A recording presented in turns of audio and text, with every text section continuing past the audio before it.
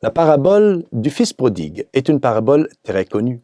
Mais c'est bon d'y retourner, d'y revenir de temps à autre, afin de nous rappeler de la bonté et de la miséricorde infinie de Dieu.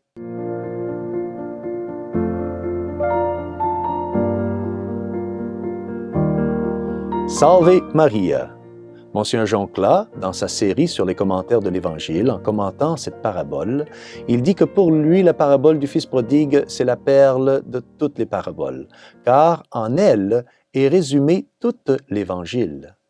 La bonté, la générosité, la miséricorde du Père que l'on retrouve dans la parabole qui symbolise Dieu le Père, qui pardonne avec empressement son fils pécheur, le fils prodigue, avec joie, et est une histoire que tout le monde peut comprendre. La parabole a comme titre est connue dans la tradition catholique comme la parabole du Fils prodigue. Mais la parabole parle beaucoup plus que seulement du fils, le Benjamin de la famille. C'est une parabole qui parle surtout du Père. C'est le Père et comment le Père s'y prend pour essayer d'aider et de pardonner, de convertir ses deux fils. Alors la parabole commence avec le fils prodigue, le jeune, le Benjamin, qui va demander l'héritage à son père.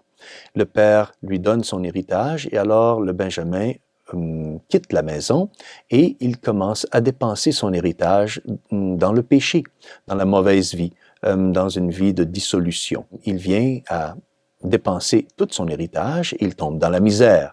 Et de la misère, il tombe dans une grande pauvreté.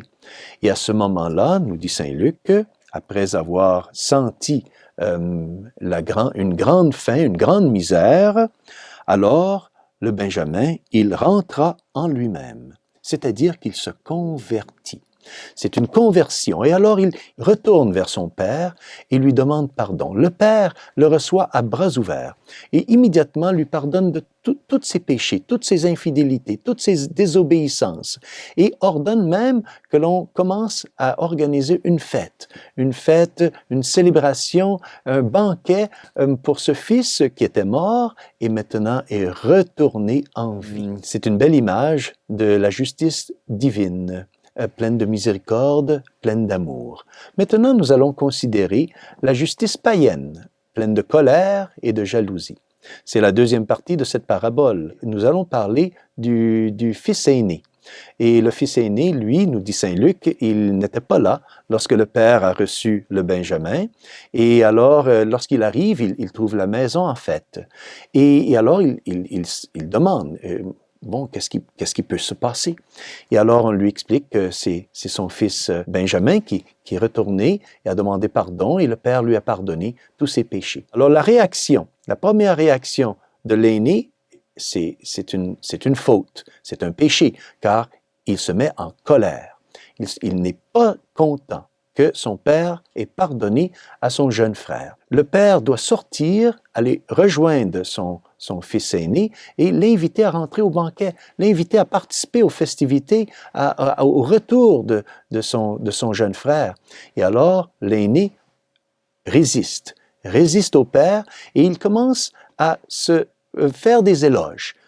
C'est sa deuxième erreur. Après la colère, maintenant, il se fait des éloges, c'est-à-dire il manifeste son orgueil, car il dit au Père que « Moi, je ne vous ai jamais désobéi, j'ai toujours obéi à vos commandements, à vos lois, à vos volontés. » Et ensuite, il commence à se comparer avec son jeune frère en disant « Père, vous avez ordonné que l'on tue le veau gras pour célébrer le retour de ce fils infidèle, de ce fils désobéissant. Tandis que moi, qui a toujours été obéissant, vous n'avez jamais ordonné, vous ne m'avez jamais donné ni même un petit chevreau pour que je puisse fêter avec mes amis. » Nous voyons les conséquences, c'est que le Benjamin, lui, le pécheur, le fils prodigue, car comme il a demandé pardon, il est introduit dans le banquet du Père. Tandis que l'aîné, lui qui a résisté aux invitations du Père, lui qui s'est mis en colère, qui a manqué de charité, lui, il reste en dehors du banquet. Alors, le banquet ici, c'est l'image du ciel, évidemment, le banquet céleste. Le Benjamin, lui, il se sauve parce qu'il demande pardon, parce qu'il a un cœur contrit et humilié. L'aîné, lui, eh bien, il reste en dehors du banquet. Il se perd parce qu'il a une dureté de cœur. Il ne veut pas accepter que son père est pardonné. Évidemment, les péchés du Benjamin sont beaucoup plus graves que de l'aîné. Mais un péché qui n'est pas entouré de repentir, d'une repentance sincère, alors c'est un péché qui ne peut pas être pardonné par Dieu. Dieu peut seulement pardonner si il y a une demande de pardon. Nous voyons ici comment un cœur endurci, c'est presque une malédiction. Dans le Benjamin, nous voyons une faiblesse de volonté. Mais dans l'aîné, nous voyons une dureté, une méchanceté de cœur. Les portes du ciel sont ouvertes pour tous. Mais pour y rentrer, il faut avoir un cœur contrit et humilié. Demandons en ce carême la grâce de toujours avoir un cœur contrit et humilié, un cœur qui n'a pas peur de demander pardon. Et ainsi, les portes du ciel nous seront toujours ouvertes. Et que Dieu Tout-Puissant vous bénisse, au nom du Père, du Fils et du Saint-Esprit. Amen. Salve Maria.